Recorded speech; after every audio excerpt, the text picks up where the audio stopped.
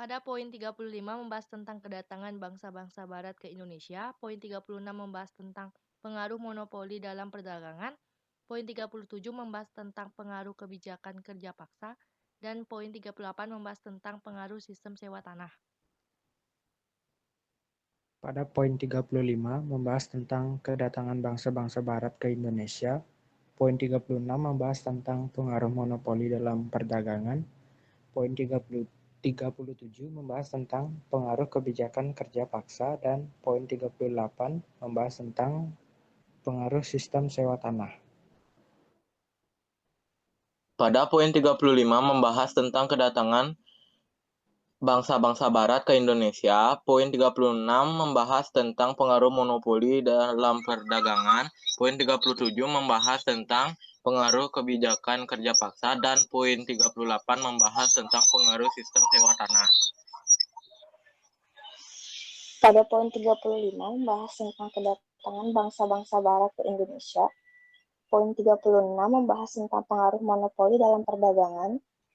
Poin 37 membahas tentang pengaruh kebijakan kerja paksa. Dan poin 38 membahas tentang pengaruh sistem sewa tanah.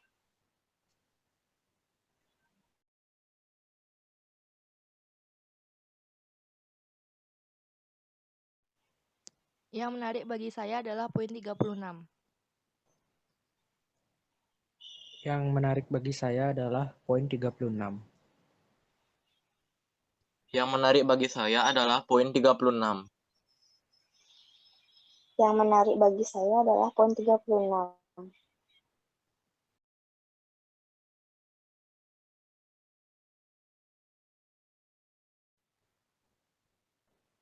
Karena monopoli perdagangan merupakan bentuk perdagangan yang dilakukan oleh satu atau sedikit perusahaan sehingga merugikan orang lain.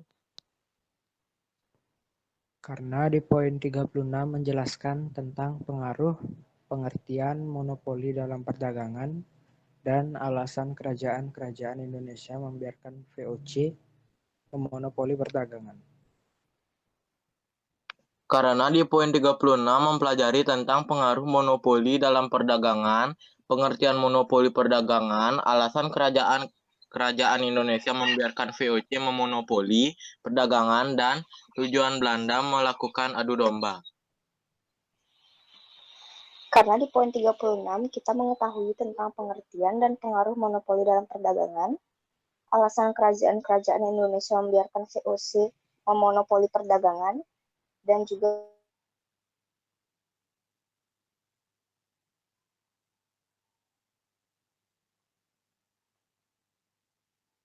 tujuan Belanda melakukan adu domba.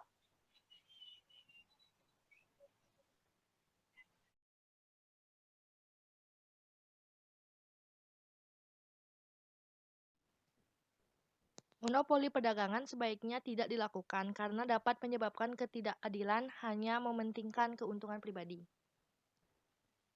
Monopoli dalam perdagangan sebaiknya tidak diterapkan karena dapat menyebabkan ketidakadilan dan dapat merugikan orang lain.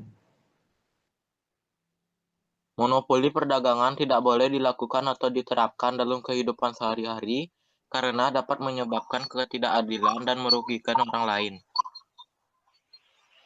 Monopoli perdagangan harusnya tidak boleh dilakukan karena ketidakadilan dan hanya menguntungkan satu pihak.